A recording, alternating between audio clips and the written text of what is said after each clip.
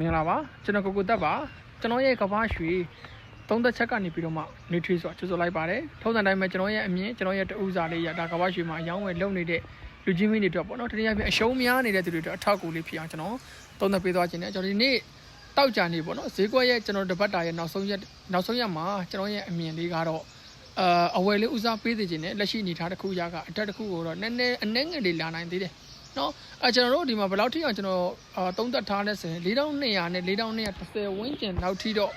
ကျွန်တော်တို့ကအတက်တစ်ခုလာနိုင်ပါတယ်ဆိုတော့အဝယ်လိုက်ပြီးတော့မှဦးစားပေးလို့ရပါတယ်အဲ့တော့လက်ရှိအနေထားတစ်ခုမှာတော့ကျွန်တော်တို့ကန်နယ် confirm လေးစောင့်တာကပို့ပြီးတော့မှကောင်းတယ်ကိုသုံးနဲ့အဝယ်ကန်နယ်တစ်ခုစောင့်ပြီးတော့မှအဲ့ဒီကန်နယ်ပေါ်မှ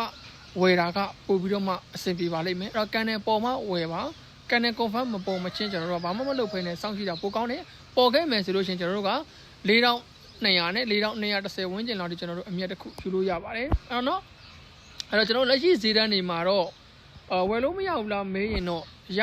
နိုင်တယ်ကျွန်တော်ကတော့တိတ်ပြီးတော့မှမကြိုက်ဘူးဝယ်ခြင်းတပတ်ဆိုလို့ရှိရင်ကျွန်တော် loss side ကိုအသေးဆုံးလေးပေါ့ဗျာ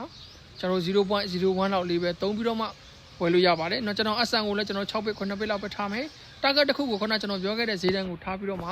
ကျွန်တော်ဝယ်လို့ရပါတယ်เนาะအဲ့တော့အားလုံးပဲအကျွေးမဲ့တွေရကြပါစေအားလုံးကိုကျေးဇူးများတင်ပါတယ်